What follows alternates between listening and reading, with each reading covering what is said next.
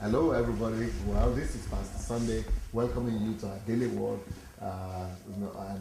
Today I'm here with a good friend of mine that is coming all the way from Nigeria and that is been here several times and really knows what's going on in Ukraine and this ministry. And I think that sharing with him the time with you will really be a blessing to you this week. So this whole week, Pastor John Enelemah is going to be with us. Pastor John, welcome. Thank you, Pastor. Now, why do you keep on coming to the Ukraine? Because people might not understand that. What do you see or receive or get in the Ukraine that you think worth coming for, back for? Well, I remember my first trip to Ukraine in 2006. It was a very transformational experience for me. Something I couldn't really describe in words, but something did happen to me. And what I saw in the Ukraine represented for me a model that God had raised for the body of Christ. A question that was asked me before I left for Ukraine was, what is the church? What is the purpose of the church? And when I came, I began to understand why that God was asking me that question. Because the church that I saw and the impact they were having on society, it's something I'd never seen before. And it helped me to understand more the gospel of the kingdom and what the Bible was all about. And now, what could you have seen? Can you mention a few of those? We have a whole week. So what are the things that you think you have seen here that is quite different, or that is total different from what you're used to? Let me go back and start from something that I often talk about. I think the first thing that hit me when I came was the lifestyle of the man of God himself.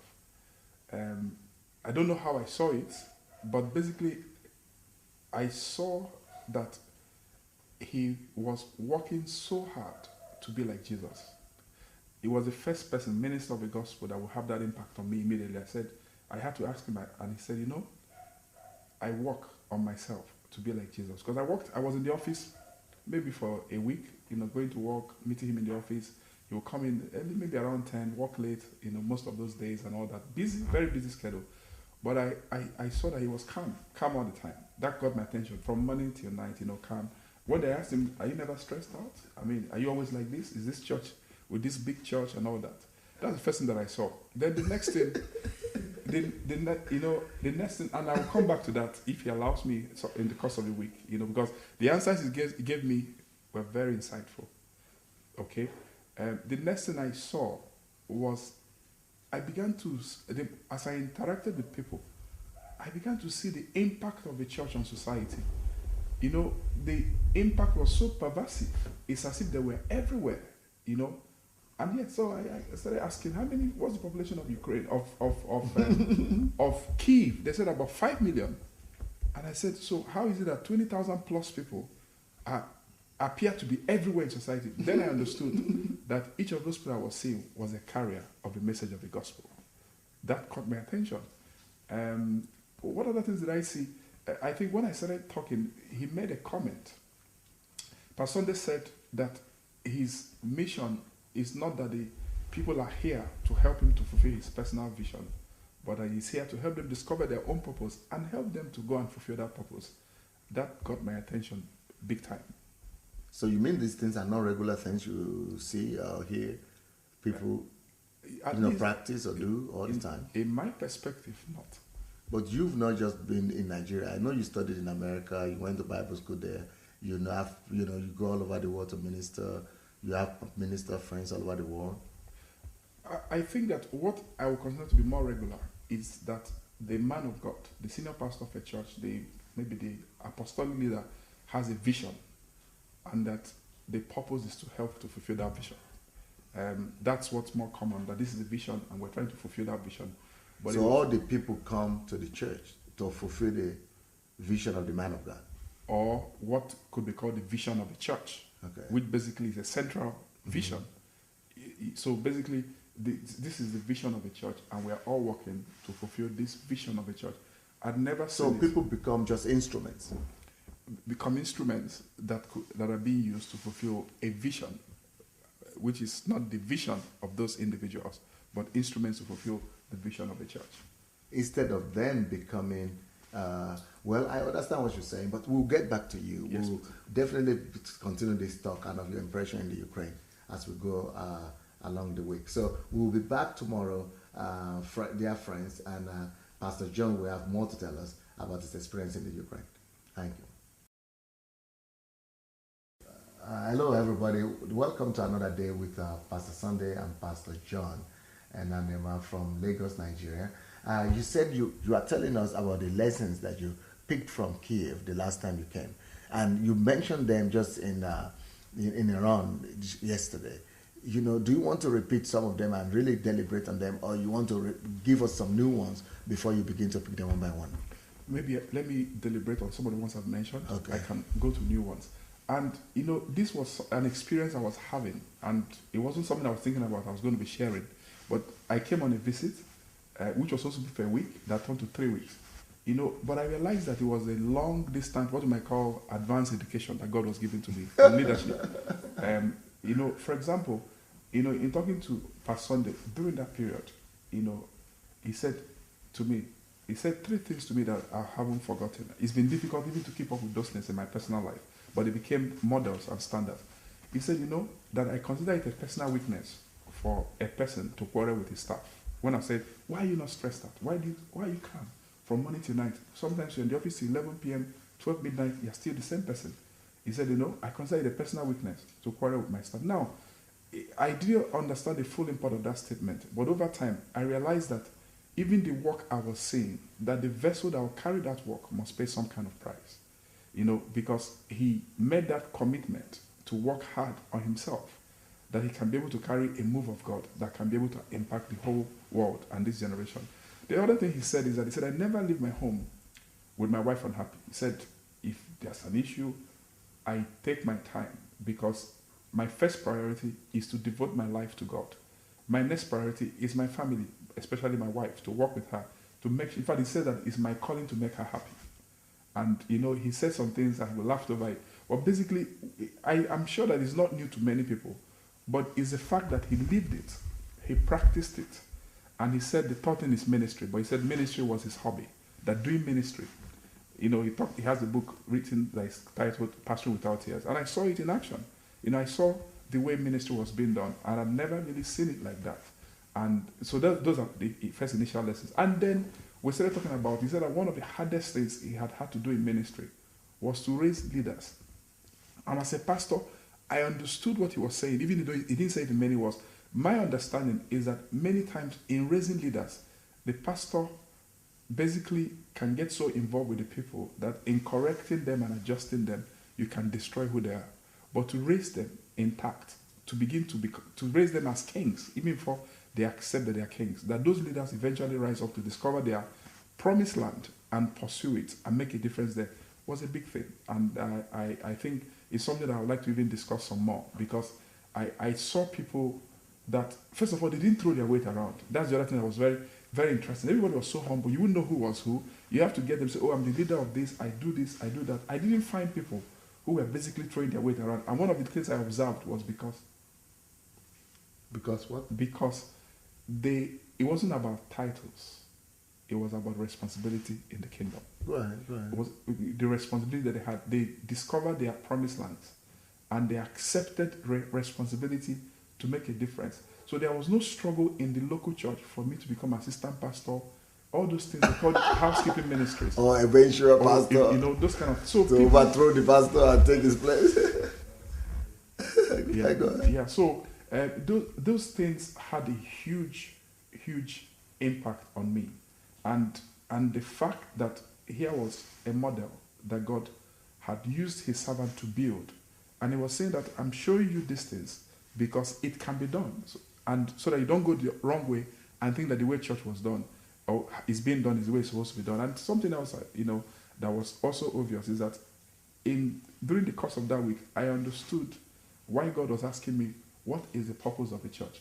Because I think that the challenge is that when the purpose of the church has not been known, we've used many other things to occupy ourselves in church. We have to still talk about that. What's the purpose of the church? But still, you have to finish your experience before we touch on that. Yes, please. And we'll continue tomorrow, friends. And you know, it's very interesting listening to Pastor John, because it's probably one of the I think he has to write a book about his experience in Ukraine, because it's probably one of the most thorough student, in the sense that he really studied what is happening in Ukraine, not just coming to receive and to practice, but to really study as a student and document them. So, so you want to listen to him this week. And we'll see you tomorrow. God bless. Hello, everybody. Welcome to another day with Pastor Sunday, and my guest today, Pastor John from Lagos, Nigeria. And Pastor John has, been in Ukraine several times, and he's not just visiting and going back. He's actually documenting everything he has seen so far. So, what are the things that you say made Ukraine an attractive place to you, that makes you to keep on coming back? One of the other things I observed is a strong message that everybody has a purpose and a calling. It was so strong, very strong. And when we talk about people discovering their promised land, understanding what God was calling them to do, I found that one of the observations I made on that first trip is that here was a church where each person you met actually was either in the process of discovering or in the process of training to take over their promised land. Or already doing it. Or they were already doing it, and this basically covered every area and every aspect of society.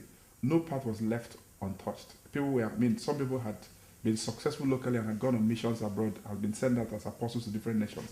And I think for me, it had a huge impact on me, in the sense that when you think about it, when you think about the church, what Embassy of God was teaching is that each person has a role to play on behalf of heaven on earth. That life on earth is with a purpose. That you can't live for nothing. You have to live for something.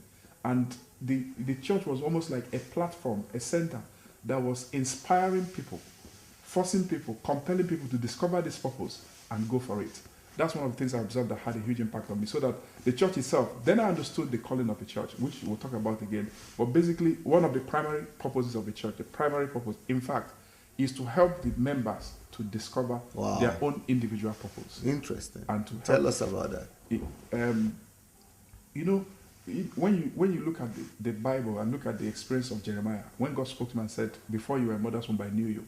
Before you came forth, I separated your danger as a prophet." It sounds a bit elitist, as if Jeremiah is in a class by himself. I see. So it's good to say, well, he's a prophet to the nations. Maybe that's why. And then, but when you look at Paul's experience, when he said, when he pleased God, who separated me from my mother's womb, then he now said, but that's an ex-criminal. But I saw it demonstrated in Ukraine. I saw that I didn't find believers who were just floating around. In fact, listening to Pastor Sunday on tape, listen to him, because I wrote a lot of questions then, and I still have my list, interestingly enough. I found out that there was a time that people were coming to church so much that they had to stop all the things about all the adverts and TV program, publicity. For publicity and so on and so forth. And the thing is that he said that his goal in life is to kick out his members to society. The goal of the average pastor is to grow his church. But then here was a pastor who was saying that his goal was to kick his people out of the church to go there and do the kingdom. And for them to do that, they had to discover their own individual purpose. So that's what I observed, and I thought that was... And that purpose doesn't mean to be a pastor in the church or an evangelist or a teacher or something. The purpose here covers all these important or 7 spheres of society. No, basically, it didn't... In fact, they had what you might call more of social pastors. Yeah. The truth is that the calling here was, if you were a doctor and you say God was calling you to the world of medicine, go and possess it for God. Yes. And something else I observed was that there were things people did to make money to fund these callings. There were things they did to just raise enough money to fund their passions and their callings. That's right. So that people, I didn't find people who were making money just for the sake of money. Yes. It's either they were busy doing this thing or they were doing other things. And the callings covered every aspect of society. Those who were working with young people, they saw it as a calling, and they saw that as their platform. Those who were working with adults, those who were dealing with drug addicts, who were ex-drug addicts, that's a different subject altogether. But those who were ex-drug addicts, who were working with the drug addicts themselves, saw it as a calling. So that I could then understand why they were able to invade society, because there were no aspects of society that were being left untouched. And interestingly enough, Pastor Sunday said that most things that the people were doing, he wasn't even aware of them. He was basically inspiring them. He said it took a long time to teach on purpose. He thought perhaps at some point over a year, just teaching on purpose, so that people were coming up with different things. There were even issues in society people discovered. He said they didn't even know those things existed, and they built ministries around them and built podiums or pulpits or platforms around them, and they were working with society. Some people were dealing with anti-corruption. I remember one of the sisters who didn't finish high school, who went back to college, wrote a curriculum, and what's interesting about this is that these purposes, once discovered, were presented in a way that it was even difficult for society to reject it. They were I think the phrase that came to me then was that they were resolving societal problems. That's right. They were resolving issues in society. They were resolving them, and they weren't using language that society hated.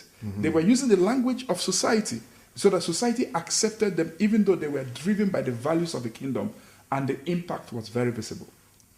Amazing. You say, that's why I say about Pastor John. He has studied what's going on here, and he can make a beautiful presentation to anybody. So I'm so happy he's with us this week, and we will have him tomorrow again. God bless you. Hello, everybody. Welcome to another day with Pastor Sunday and Pastor John. And Pastor John has been telling us about his experience in the Ukraine and what he feels has made him to keep on coming back to the Ukraine. You mentioned about is it the definition? What was the thing you were talking about the question God asked you? What is the purpose of What the is church? the purpose of a church? And that's the question I left Nigeria with on that trip. And I didn't understand the significance of that question until I arrived in the Ukraine and I saw the embassy of God Church. Then I understood where God was heading to. What is the purpose of a church? Coming to Ukraine in 2006 helped me to understand the purpose of a church. The church is a breeding ground for deliverers. What does that mean? It simply means that it's the answer to all of societal problems. The church raises people that can resolve every issue in society. When the Bible says we are the light and salt of the earth, what it simply means is that the members of the church, when they are well trained and equipped, there is no problem in their society they cannot solve. Brilliant. And that's why they actually exist. So that as many problems as exist in society, God can raise many people. The church is a platform that raises the men and women that can go into every nook and cranny of society and resolve all the problems of society. So that it becomes a breeding ground for deliverers, because each member of the church, potentially, if well equipped, is a deliverer to a particular aspect of society. And it's through their lives and obedience that God actually writes into that aspect of society. And another way to look at it is a training ground, an equipping ground for believers, in the sense that I came to understand that a pastor's primary, and that's what Pastor Sunday was demonstrating, was to equip the saints to be able to go into society and represent God well, to equip them. And the equipping can be initial for some. Some people are called to the world of politics, for example. He gives them enough knowledge of God that once they understand that calling and they decide to go into the world of politics, the next thing he tells them is, once you find your promised ground, you must become very research-minded and research-oriented. Yeah. You must become an expert in that field, an authority. It's not just speaking by faith. You have to acquire knowledge. You have to become somebody that can be considered an expert in your area of calling. It's a lot of hard work. I mean, I met people who were in their 60s who were going back to school to study. It gave me a new sense, and I mean, there's a point I want to remember here, but I hope I don't, personally transfer it. I want to come back there. But basically, now I found out why people were going to school. The age was immaterial. In fact, it helped me to understand the purpose of education. Because before then, the way education, where I was coming from, is as if you go to school to acquire degrees. In my own home, my parents said they wanted 2 medical doctors. So we had a senior brother, a doctor, my immediate elder brother is a doctor. But then I understood that the purpose of education was to equip a person to fulfill their destiny in God. You pursue education, not for the degree, but to acquire knowledge, to equip you to make a difference in that aspect of society. Brilliant. And the other thing that I found amazing, I don't want to forget this part, is the way people testified about their past. Here was a church where people stood up regularly and unashamedly to say, I'm an ex-prostitute. They don't even use the word ex. They said, I used to be a prostitute. And I wondered, what was the difference? Why don't we have, in church, at least the church I pastor, people are ashamed of their past. Now, one can look at it, but what makes people stand up and say, I was a prostitute for 5 years, 15 years, 20 years, I was a thief. I'd never seen it like that. I was a robber. And they can say in church, all the prostitutes here, former prostitutes, stand up, and they will stand up and come to the platform. What kind of gospel? And I said, it must be that the gospel that was shared with them is different from the way we have received the gospel. Because maybe we hadn't dealt with our past well, or maybe we have not been totally delivered. We are not totally delivered, or maybe the pastor is not transparent enough to share from his own experiences. But because of that level of freedom in church, I don't know how to explain, but there was a level of freedom that I saw that I had never seen before. People were really free to talk. And then most of them, because their promised land was intersection of pain and pleasure, it was those areas where they were coming from, that they were being sent back by God to go and resolve. And because they were free to talk about it, they could profess solutions. But imagine that if you had people where God was calling them, they're ashamed of it, they can't talk about it. Maybe that's why society is in trouble in many parts of the world. Wow. That's good. Go ahead, because anyway, maybe we'll just let you continue tomorrow, because because I see that you are really getting to that topic, and that is not the end of it for you. So maybe we'll just continue tomorrow. And I want to thank everybody that has been here with us. I'm sure you have been carried away by this program, just as I myself have been. And let's listen to Pastor John tomorrow. God bless. Hello, everybody. Welcome to another day with Pastor Sunday and my guest here, Pastor John. So I cut you short yesterday, and I'm sorry for that, but you didn't finish your thought. Yes. Yesterday I was talking about people's ability to talk about where they were coming from, their failures, their past, with freedom, turn it into a platform. And turn it into a platform.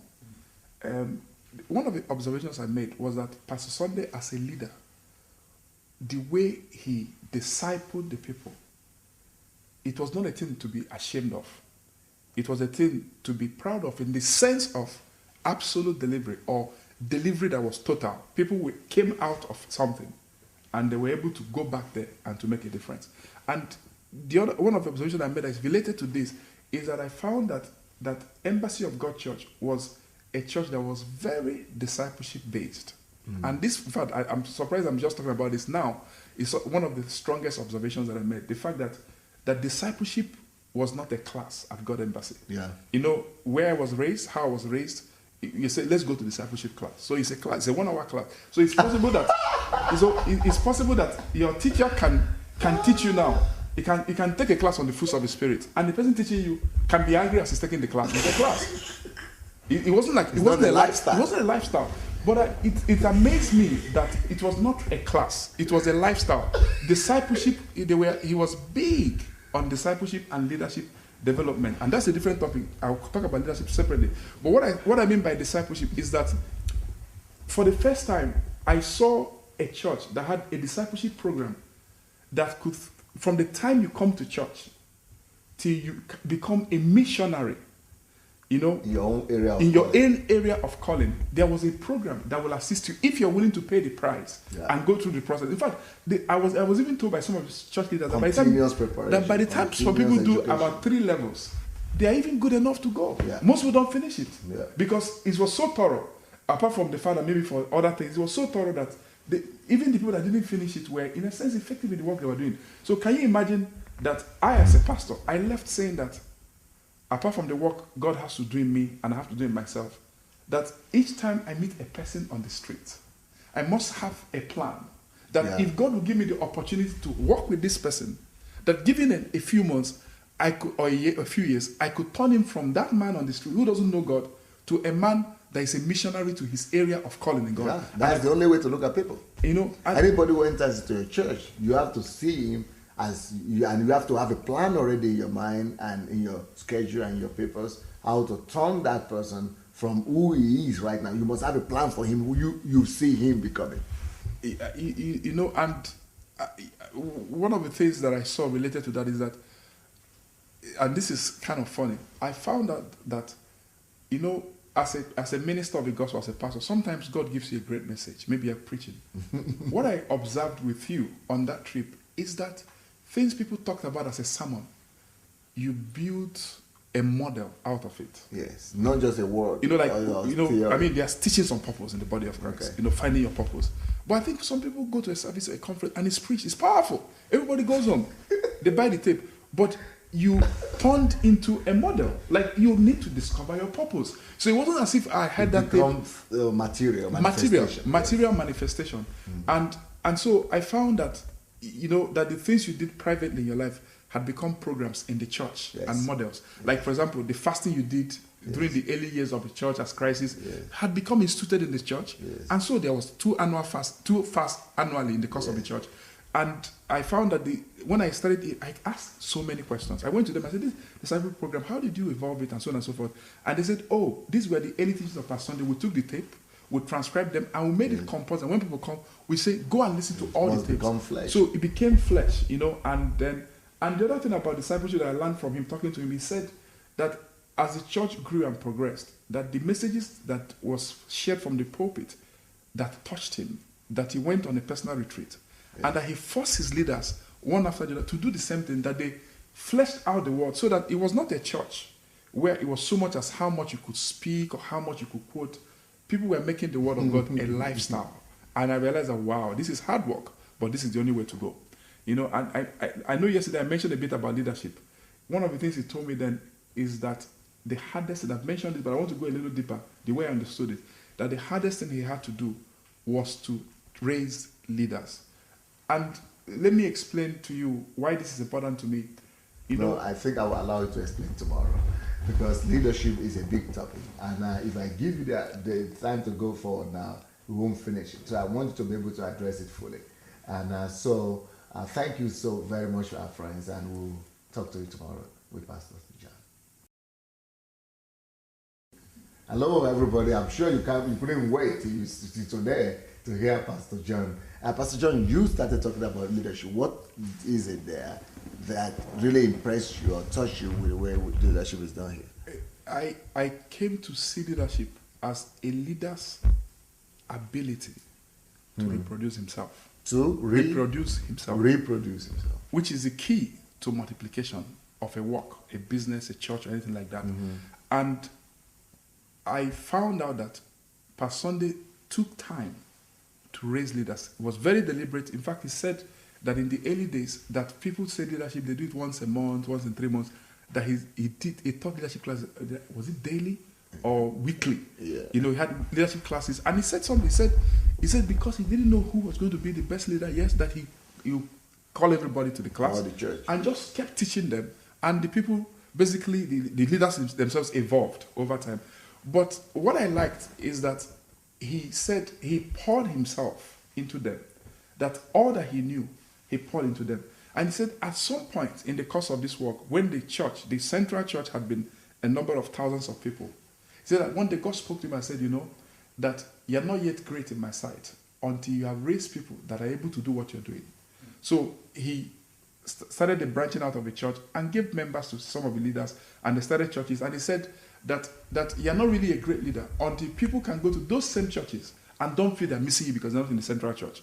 That if they are going to be running to you, you're not a great leader at all. So it gave me a new understanding and definition of leadership, that a leader, one of his most important assignments, apart from his devotion to God, apart from relationship with his family, is that he must be able to pay the price to multiply himself by spending quality time to pour into his people those things that God was pouring into him. And I saw this demonstrated in church.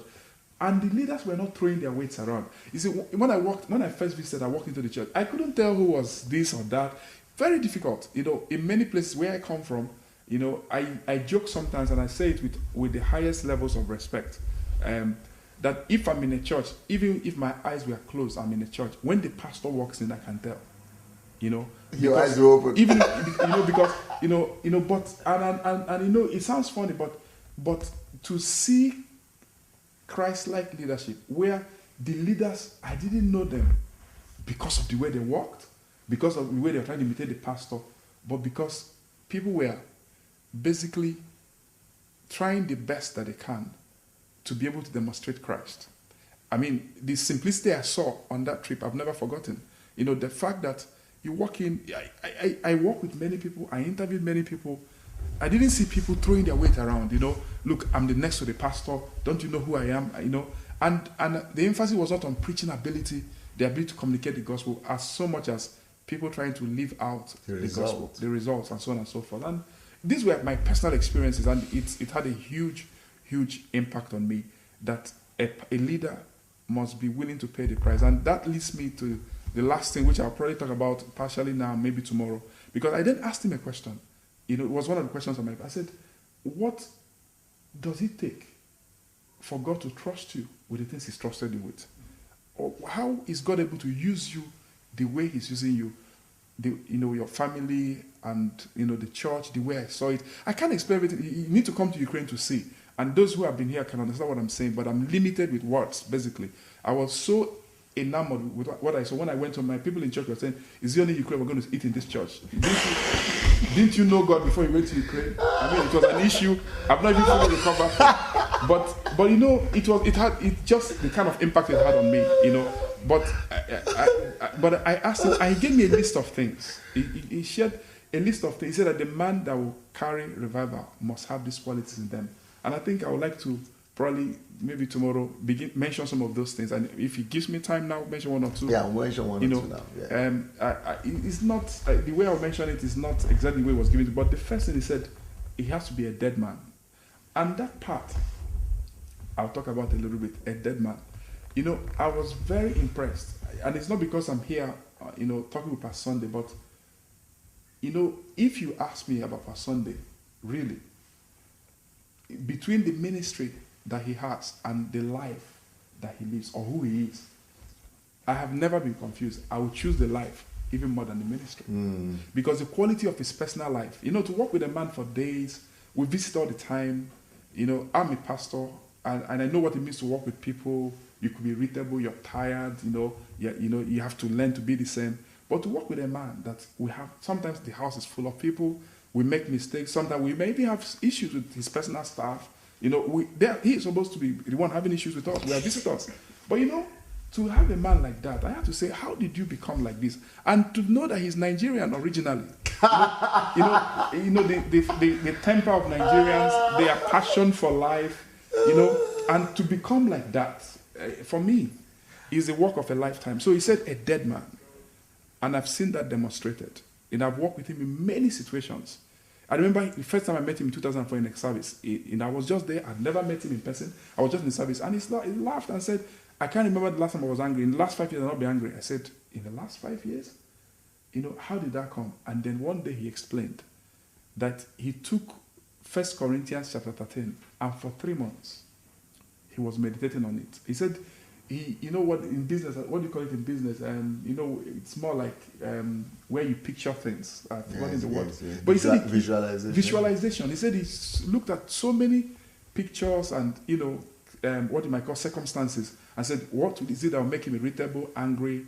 And he just kept praying through that, walking through that. And I'm sure that he's work in progress, but the level of work that God has done and the quality of his lifestyle is something that I can't forget. Because for me, I'm not so sure. Let me put it the other way. I believe that one of the reasons why God has trusted him with so much, that a movement like this, that a model for the 21st century church has to be in Kyiv, Ukraine. I believe that one of the reasons, it's not the only reason, because I'm not in God's place, is that he's been willing to carry such a move, to be such a person that he's able to allow God to flow through him unhindered. So that's one. Number two, breaking himself. Right? Breaking himself. And I want to stay with that topic.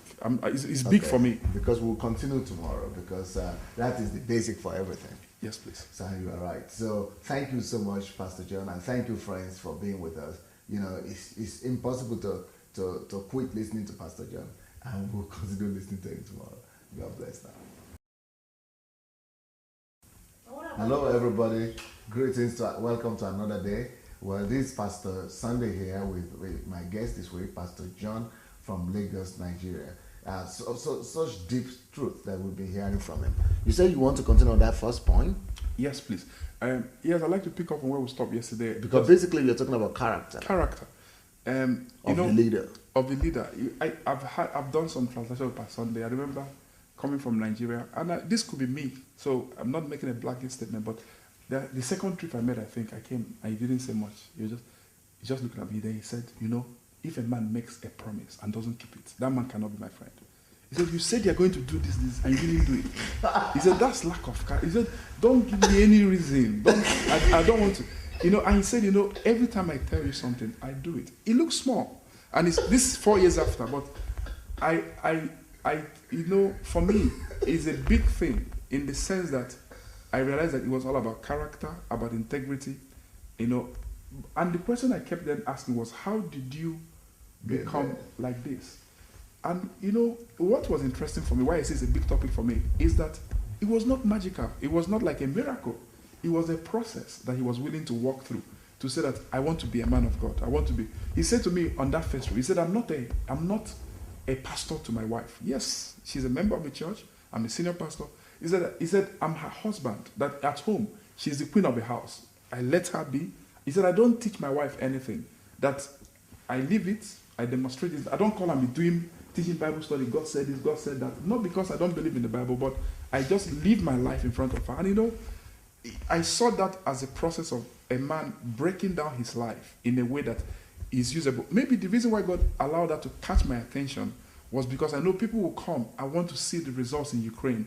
They want to see it in their different societies and nations. And I think God allowed me to say that the man that will carry that work has to be such a man that is willing to go through a process. So character for me was big. And saying a dead man, it simply means that you'll be willing to do anything for the kingdom of God. That's right. You're not ashamed of anything. That's number one. Let me end that part, not because it's exhaustive, but so I can talk about a few other ones. One day, we're having a conversation, and this was in Nigeria, and he said to me, that if a member of my church does that, somebody had done something wrong. He said to me, if a member he said, I will go to the other party, and I will kneel down in front of them and accept responsibility for the failure of a member of my church, because I'm their pastor. When they fail, it means I'm the one that has failed. And he said to us, he said that the problem is always with the laborer. He said, never blame the sheep. The sheep is not the issue. You have to work on yourself. Mm-hmm. The way there is failure of harvest, you have to work on yourself. Mm-hmm. And the next point I want to talk about, he said he's a strategic thinker. And he said, and I remember in my notes, my first note, he said, that is very rare. He said, there are not many people in the body of Christ that think strategically, who take time to think through. And now that I've worked with him some more, I think I understand what he was saying then. I don't think I quite understood then. He's taking time to think through things. And he used to say that if I make a statement to you, that I've thought about it, thought about a backup plan, and maybe even a third option if that fails. And today I understand, the fact that if you're going to change your world, you have to be very strategic in your thinking, so that if you're going to carry such a thing, you have to be a strategic thinker. And the other thing that he mentioned was that a person that God will use must be a person that is basically willing to go all the way with God. He has no reservations. He's not a person that is holding back himself. He has to be able to throw himself at God. It's not 50-50. He's not 50-50. In fact, he said that he went on a journey with God, a journey of self-discovery. That's how he puts it. A journey where he said, if with God all things are possible, that nothing should be impossible in this place. The other thing that is related is that he said he accepted responsibility for the nation of Ukraine. He said, I'm not just a pastor in Ukraine. He said, don't just see me as a pastor in Ukraine. These are personal experiences. He said, I see myself as a deliverer. That I see myself as a person that has accepted the responsibility for the deliverance of the nation of Ukraine. And that to accept that responsibility meant that I had to go on a journey with God to do whatever it would be necessary to deliver a nation. And I think that was big for me. And there are a few other things. I have to now recollect, those things that hit me really hard. Maybe one or two more. I know dead man, a strategic thinker, to see yourself as a deliverer. The other principle he shared me, he said, I have no secrets. He said, I don't live in the dark. No secret lifestyle or secret things. That I live a transparent life, because that darkness, the devil likes to walk in darkness. So I don't like to share secrets as this, that. And that leads to openness. I found him to be a very open person. In all the things we've done together, working in groups, it was so easy. In fact, when we walk into a room, sometimes we travel together. When we walk into a room, he just puts on all the lights. I like light, so there's not enough light here, And it was very symbolic. It was symbolic of light, versus darkness. Because, if you like to live in the dark, could be there's many dark areas in your life, and the other thing I can think about is I don't know whether this is just the result, but is the magnitude of his heart, just the way he was willing to share things. On that first visit, there was no meeting they had to the highest level, because I came at a time that was important. They even had the apostolic council, which they didn't have regularly, maybe once or twice a year. It happened on the trip. There was no meeting. He said to me, this meeting is very important. You can't come to this meeting. Every meeting, it was so open. I could, could go anywhere, listen. He brought interpreters, they interpreted for me. And I saw it was a different lifestyle. And I think the conclusions I came to was that when we really get serious about the things of God, that these are the processes that a man, and I'm so sorry that these have been the focus of my discussion, because they were the things that impressed me the more, because I felt that God was showing me the principles behind the results I was seeing, because it was so easy for me to say, how do you get this result? But I did ask those questions, but I think I was led to say, focus, what can you learn from the processes that this man has been through? Transparency, character, willingness to die. And I think for me as a minister of the gospel, that has been the area of greatest challenge, to say, what does it mean for a man to be dead? Nothing is difficult. If you need to go to people to apologize, it shouldn't be a big deal at all. Whatever, if you need to roll on the floor, we come into services, Pastor Sunday is jumping about like a kid. And he said, you know why? I listen to a tape, he said, you know why I jump about like that? He said, I'm just like you. I don't feel like doing it sometimes. But it's because I am a dead man. Because I must be reckless. Yeah, go ahead. Yeah. I must be reckless, and with my faith in God, I have no reservations, because at some point he said to us that I'm even surprised that I'm still alive, because I thought that with the way things had gone, that I wouldn't even be here to see all these things happen. And that's how he viewed that. He said he exchanged his life for the life of the nation. What a challenge! That the man that will become the father of a nation must exchange his life for the nation. It's no trivial thing at all. Thank you very much. Amazing. There's nothing to add to Pastor John. When you listen to Pastor John, you never add anything. And the only thing I can say to that is, you want to come and experience Ukraine or Embassy of God, please give us a call or write us email, and we'll be happy to have you. God bless. Thank you, Pastor John.